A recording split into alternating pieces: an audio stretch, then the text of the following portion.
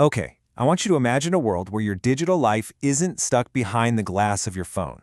What if, instead, it was all around you, turning any surface, a wall, a piece of paper, your own hand, into an interactive screen? Well, today, we're going to talk about a project that did exactly that.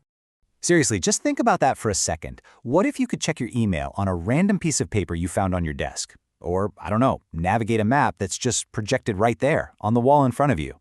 It sounds like total science fiction, right? Well, it was almost our reality. I mean, look at this. This looks like something straight out of Harry Potter, doesn't it? It's just a regular physical newspaper. But wait a minute, it's playing a live video news report. How on earth is that even possible? Or how about this one? Let's say you need to know the time. Instead of fishing around for your phone, you just make a little circle gesture on your wrist, and bam, a watch just appears, projected right onto your skin. Okay, now here is the part that is going to blow your mind. This isn't some slick concept video from today.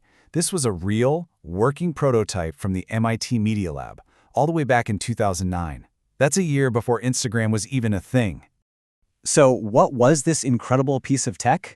It was called the SixthSense device. And now we're going to unpack the so-called magic and figure out how it all worked.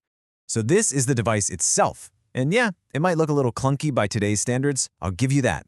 But its genius was really in its simplicity. It was basically this pendant you wore around your neck, made of simple, off-the-shelf parts. A little projector, a camera, and a mirror. That's it. The official paper from MIT just describes it perfectly. They called it a wearable gestural interface that augments the physical world. In plain English, it's a system you wear that puts digital info out into the real world and then lets you control it with your hands. It was a true bridge between our physical and digital lives.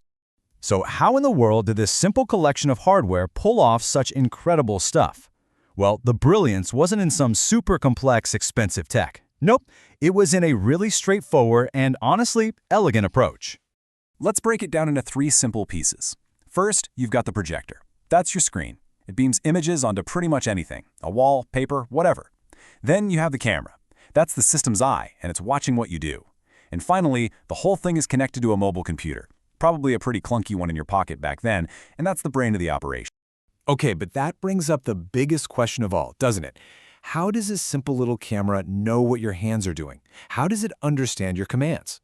And the answer is so clever and surprisingly low-tech. It's these little colored markers on the user's fingertips. You can think of them like tiny, colorful thimbles. See, the system isn't trying to do the impossible job of tracking your entire hand. It's just looking for these bright, distinct colors. The software is just programmed to recognize these specific colors. So, by tracking where they are, how they move, and how they're arranged, it can figure out your gestures. You bring 2 fingers together, that's a click. You spread them apart, that's a zoom. It's all just clever computer vision at its core. All right, so now that we get the mechanics, let's get to the really fun part. What could this thing actually do? Because this is where the world really did become a digital playground.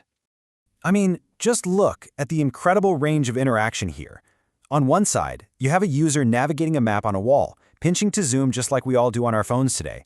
And then, on the other, they can use their fingertip like a digital paintbrush to just draw freely on any surface. This is probably my favorite one. To take a picture, you don't fumble for a camera app.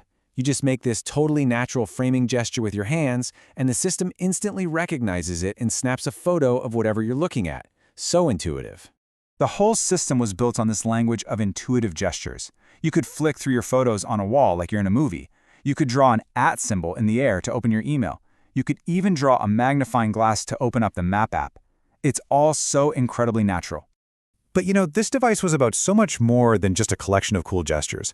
It was built on a really powerful, really forward-thinking idea about what the future of information should be. And here it is. This is the core idea, straight from the creators themselves. The goal wasn't just to make a new gadget. It was to free information from its confines. To tear down that wall between our physical reality and the enormous digital world we've built. Think about the problem they were trying to solve. It's still so relevant today. All our amazing digital information is trapped inside these little glowing rectangles, which kind of separates us from the world. The SixthSense solution was just to merge them, project our data out onto the world, and let us interact with it like we interact with anything else, naturally. So why are we talking about a project that's more than a decade old? Well, because in so many ways, it was this stunningly accurate glimpse of the future that we are only now starting to actually build. Let's just let that sink in for a moment. 2009. This was years before Google Glass, years before the HoloLens, and way, way before augmented reality was a term anybody really knew. The vision was just unbelievably ahead of its time. When you boil it all down, its legacy is that it was a blueprint for the future. SixthSense imagined a world after the smartphone. It pioneered the kind of gestural controls we're seeing in AR today. And maybe most importantly, it proved that you don't need billions of dollars of hardware to explore truly revolutionary ideas. And that really leaves us with one final big question. If this was the vision they had back in 2009, built with just simple, off-the-shelf parts, what is our world really going to look like when this kind of sixth sense is no longer a clunky prototype, but a totally seamless, invisible part of our everyday reality?